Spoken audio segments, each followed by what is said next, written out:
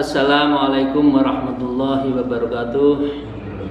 A'udzubillahi minasyaitonir rajim. Bismillahirrahmanirrahim.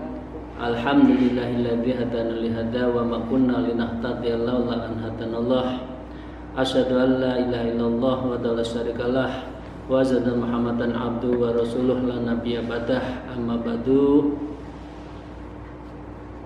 Para salikin, ibu dan bapak sekalian, serta ngaji kolbu dalam kitab Maqasidul Riayah yang pada sore hari ini kita akan memasuki subbab atau qiyat ke-50. Untuk itu mari kita bersyukur alhamdulillahirabbil alamin dan bersalawat kepada junjungan kita Nabi Agung Nabi Muhammad Rasulullah sallallahu alaihi wasallam biqouli Allahumma shalli wa sallim wa barik alaih. Ibu dan bapak sekalian yang saya hormati, pada sore hari ini kita akan bicara tentang faslun fil ikhbari bit ta'at. Fasal yang menerangkan tentang ikhbar, menceritakan bit ta'ah, taat di antara kita semua. Untuk itu mari kita baca dan kita kaji. Wa qala al-mu'allif fi hadzal kitab wa nabihima bi ulimiha fid darain amin ya rabbal alamin. A'udzubillahi minasyaitonir rajim. Bismillahirrahmanirrahim. Man amila ta'atan tsumma akhbara bihan nas falahu thalathatu ahwalin. Seseorang menceritakan kebaikan, ketaatannya kepada orang lain atau kepada jamaah, falahu, hal seperti ini salah satu ahwalin, akan terjadi 3 kondisi atau 3 situasi. Situasi pertama adalah iktahunna ayyudhira dalika liyu'adzama wa yuwaqqara wa yuhassola a'radul marain. Yang pertama adalah ia memperlihatkan amalan karena ingin dimuliakan, memang riya. Jadi memperlihatkan ketaatannya itu adalah a'radul marain. Jadi dia menghendaki dirinya itu riya. Untuk apa? Liyu'adzama, biar diagungkan, ya, wa yuwaqqara, dan dia adalah dimuliakan, dihormati, sehingga akhradha, dia mendapatkan tujuan-tujuan riyaknya itu. Memang bagi mereka orang seperti ini memang niatnya riya. Fahadza musammi, orang seperti ini adalah musammi, aktor yang menerangkan terhadap amal-amalannya, ya. Perilaku namanya tasmi, orangnya musammi, ya. Hal ini sangat bahaya. Mengapa? Karena ada hadis riwayat Muslim, di dalam hadis yang ke-2986, wa man sama'a sama'allahu bihi. Jadi barang siapa memperlihatkan, memperdengarkan amalan dirinya kepada orang lain, sama'allahu bihi, maka Allah juga akan memperdengarkannya kepada orang lain. Orang kalau nggak paham dengan hadis ini, seakan-akan kita itu, wah, Allah juga mendorong, memberitahu amalan kita yang baik. Nah, tapi sesungguhnya tidak. Sesungguhnya pengertian man sama'a sama'allahu bihi itu, Allah pada saatnya akan membukakan kebohongan-kebohongan, senario-senario, strategi-strategi amalan kita, padahal tidak. Kemudian nanti di yaumil akhir juga gitu, Allah SWT akan menampakkan aib orang yang bangga dengan tadi amalan-amalannya, ditunjukkan berarti aibnya pada saatnya akan diperlihatkan oleh Allah. Ini pengertiannya. Yang ketiga, memperlihatkan pahala ibadah orang lain tetapi tidak memperlihatkannya sehingga orang itu merugi. Tidak ada artinya. Orang yang musammi' itu, orang yang mentasmi' terhadap amalannya itu nggak ada harganya. Pengertian yang keempat adalah akan memperlihatkan ibadah seseorang kepada manusia kalau tujuan ibadahnya adalah untuk manusia, ya untuk manusia saja, dia tidak mendapatkan sesuatu. Nah, tasmi' musami' itu di dalam Ibnu Abdus Salam menerangkan kecuali apa? Kecuali kalau kita itu menulis buku, itu boleh, memang harus ditujukan dalam rangka mengajak orang lain. Nah, itu yang pertama. Kondisi yang pertama. Kondisi yang kedua, ayaf alan dalikah liyabtada bihi wa yakunu sababan yahussal mukhbarin ala ta'ati wal ibadah. Ya.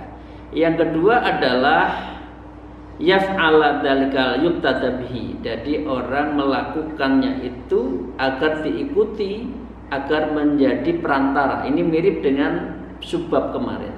Sebab kita memberitahu biar orang lain ikut kebaikan kita itu apa? Dalam rangka wa yakun sababun yakhussu mukhbarin ala ta'at wal ibadah, sehingga orang lain itu mendorong kita agar bisa taat dan ibadah. Nah, niat untuk memberitahu kepada orang lain untuk agar mengikuti kita itu falahu khalani, ada dua situasi. Ada dua situasi. Situasi pertama persis seperti yang kemarin, yaitu akhadama ayyakuna mimma la yuftada bihi wa la yultafatu ilahi fala yatahaddatsu bisa'in min dalik ikhtirazan min at-tasmi' wa tasamnu'i linnas wa qad yuskharu minhu idza adhara amalhu wa nusibu ila riya. Yang kemarin, ya ini persis, tidak usah saya baca satu persatu terjemahan dan keterangannya. Yang kondisi orang yang niat agar orang lain ikut kita terhadap amalan baik kita, mengikuti kita. Tapi yang pertama, ia adalah ayyakuna la mimma la yuqtada bihi. Orang itu nggak patut untuk kita jadi amalan, jadi ikutan, jadi suri tauladan, jadi template. Ini dengan segala hormat, anehnya sekarang itu yang jadi suri tauladan itu yang jelas-jelas tidak patut kita teladanin, malah kita ikutin.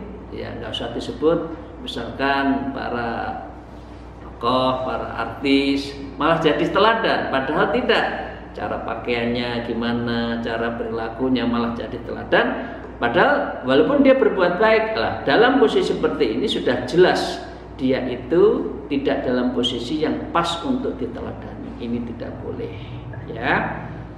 Nah, dengan demikian, kalau orang sudah tidak patut untuk diteladani, tapi ingin terus memperdengarkan keteladannya, apa hasilnya? Fa yakunu mukhatiran bitasmi'i mutasabbaban ila wuqu'in nas fihi.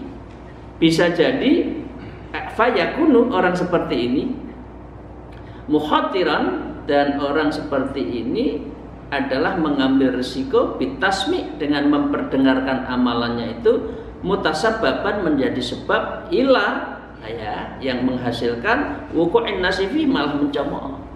Nah, karena itu kita slow saja, tidak usah terlalu mendesain, melakukan branding terhadap siapa kita, ya opo enek ae, itu lebih enak, ya.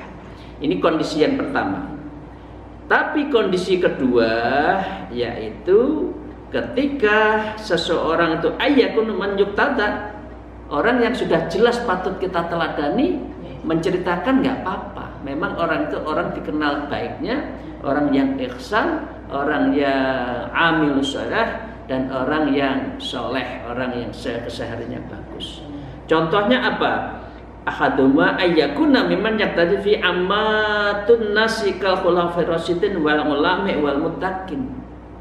Orang-orang yang meneruskan, artinya Khulafaur Rasyidin yang 4, Sayyidina Abu Bakar, Sayyidina Umar, Sayyidina Utsman dan Sayyidina Ali, patut kalau beliau itu memberikan suri teladan karena dia pemimpin yang sudah jelas teruji.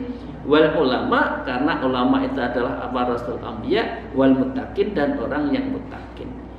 3 kriteria ini, Khulafaur Rasyidin, ulama, muttaqin, itu yang jelas langsung mendapatkan tiket untuk bisa kita teladani. Tapi lihat ulama yang mana, kita juga sekarang ulama su atau ulama yang memperdagangkan umat itu juga nggak perlu untuk kita lakukan menjadi suri teladan. Fa in tuka min amnihi minarya idza tahadda bidalla fal tahaddas bihi. Orang seperti ini yang jelas dia itu amnihi minarya, sudah aman dari riya. Karena dia nggak apa, memang hidupnya itu untuk umat, untuk Allah. Jadi nggak perlu untuk ingin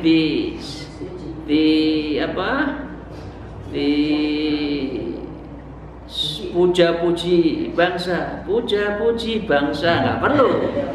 Ya, kita nggak perlu ya. Fadzalika fadzalika, maka sudah sepatutnya orang seperti ini menjadi suri teladan dan mengkhabarkannya, ya. Waqad fa'ala dzalika jama'atun minas sahabat wa tabi'in, dan hal seperti itu juga dilakukan kepada jamaah, ya, kepada jamaahnya minas sahabah, dari para sahabat dan tabi'in pengikut Rasulullah.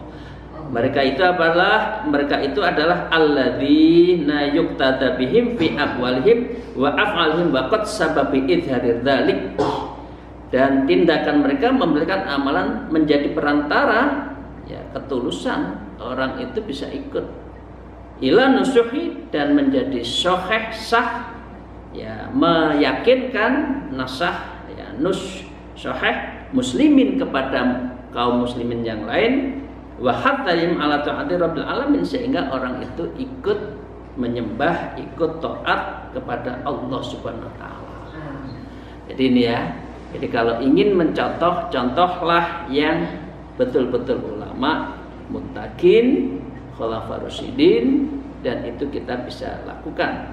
Siapa yang mengikuti Khulafaur Rasyidin adalah Ahlussunnah wal Jamaah, ma'ana alaihi al-yauma wa ashabihi. Itu ya. Itu adalah orang memperlihatkan kepada umatnya, jamaahnya, yang posisi kedua itu adalah tidak patut, ya. Yang posisi 2 itu 1 tidak patut, yang kedua patut, 2 patut memang sudah jelas. Nah sekarang patut kalau 50-50 gimana? Nah ini yang kedua, ya, ats-tsaniyatu ayyakuna mimman yaqtaqidu fihi ba'dun nas dunan ba'din. Jadi orang disenangi pada satu kelompok tapi tidak disenangi kelompok lain. Jadi kalau di jamaahnya diagung-agungkan, tapi di jamaah lain belum tentu. Nah, kira-kira kan gitu. Apa kalau sudah seperti fala yatahaddasa bihi man la yaqtaqidu fihi, maka sebaiknya kita itu tidak menceritakan kepada orang yang tidak mempercayai. Jadi nggak usah pamer kalau kita ini komunitasnya kan tidak kenal dengan kita, tapi tahu kita menceritakan tentang kehebatan kita, maka itu tidak perlu dilakukan. Jadi lebih baik slow saja. Jadi jangan carmuk. Biasanya kan carmuk, ya, cari muka di komunitas baru, kemudian dia asik menjadi sesuatu yang diagungkan, padahal belum tentu. Bisa jadi tadi apa? Dia bisa jadi apa? Yang pertama tadi fayakun muhaddad bitasmi busamit ila buqa'in nas, malah dicemooh nanti. Oke, jadi diam saja. Wa yadhkuruhu inda may yaqtadi fi idza amin riya, dan orang seperti ini mestinya yudhkar. Yudhkar itu mengingat-ingat. Mana ya yang perlu saya sampaikan, mana yang perlu tidak. Jadi kadang-kala kan orang belum tentu senang dengan kita di dalam satu komunitas. Jadi lebih baik tidak open attitude. Ya, kita open attitude itu sikap yang terbuka, enggak. Lebih baik kita biasa saja. Ya.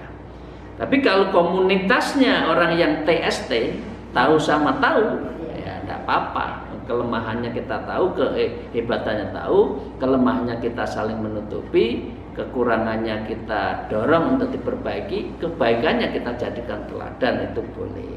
Itu ya Bapak Ibu sekalian, itu kalau dalam posisi 50-50, ada yang senang tidak senang. Tapi wa in istama'al fariqani fa fihi tafsilun. Jika dua kelompok itu berkumpul, ya, jadi ada dua kelompok, dua organisasi A, B ketemu, satu senang, satu wait and see lah dengan kita, maka dengan demikian kita harus perinci. Kita perinci, kalau tasmi apa yang kita perinci, ini, yang ini nggak usah, ini nggak usah. Tapi yang ngejak kebaikan dan itu memang Al-Quran, hadis mengajarkan seperti itu, ya dibuka saja. Itu kan bukan kita, tapi Al-Quran, hadis itu boleh. Ya, oke. Nah, yang terakhir, Bapak Ibu sekalian yang saya hormati, maka posisi ketiga. Posisi pertama adalah orang yang memang sengaja riya. Yang kedua, memperdengarkan untuk diikuti. Posisinya satu, orang tidak pantas. Dua adalah pantas memperlihatkan amalannya. Yang pertama kriterianya adalah, yang kelompok pertama boleh karena memang ini adalah sosok yang memang terpercaya. Yang kedua adalah kita lihat-lihat situasi, ya, dalam posisi kalau sudah homogen boleh, tapi kalau tidak homogen jangan. Misalkan jamaah, ya, misalkan jamaah Thariqah Naqsabandiyah kan menceritakan, mengajarkan, mendorong, ya maaf dengan segala hormat, ngimamin, nawajuhin, kan otomatis diketahui oleh yang lain, kan bukan untuk pamer, karena sudah homogen. Nah, gitu kira-kira gitu ya. Tapi kalau tidak homogen, tahu-tahu dia dalam satu komunitas ada alay, ada orang alim hebat, diam, tahu-tahu ada anak muda, celananya cingkrang, ya kaosnya ketat, pantatnya kelihatan, ya maaf itu kalau di mal-mal kan itu kan, tahu-tahu dia maju langsung jadi imam. Lah ini yang nggak boleh. Komunitasnya kan bukan homogen. Lah ini anak-anak sekarang itu kadang-kadang kan gitu kan, sok bisa ngimamin, masih muda, ya bacaannya sih bagus, tapi attitude-nya, akhlaknya belum tentu.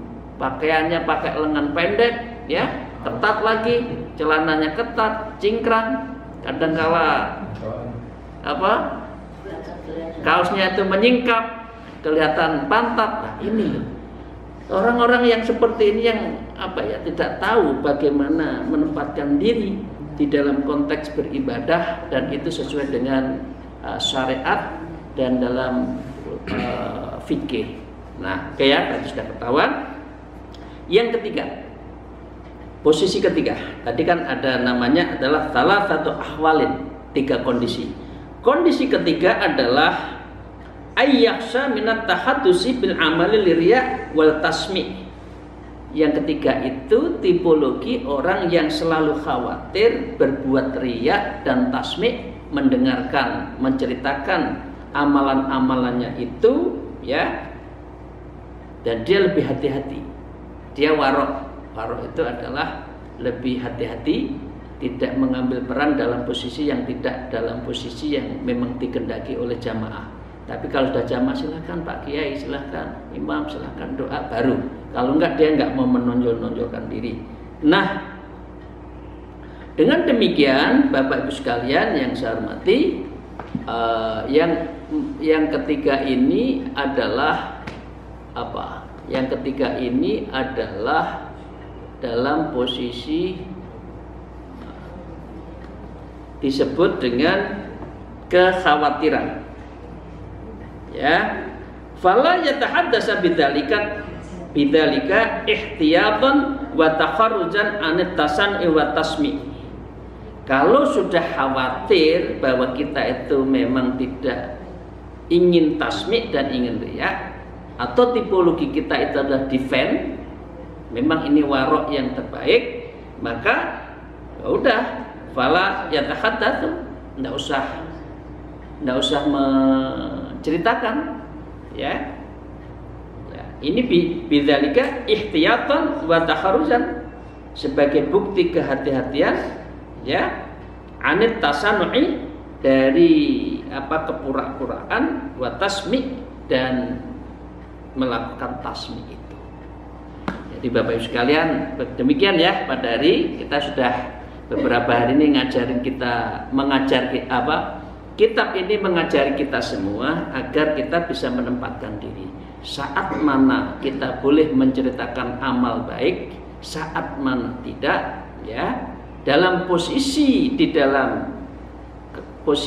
dan komunitas yang mana kita boleh open minded, open attitude, dan saat mana kita itu defend attitude, ya, sikap kita itu lebih defend. Nah, dalam posisi ini kemudian kita akan bisa menempatkan diri.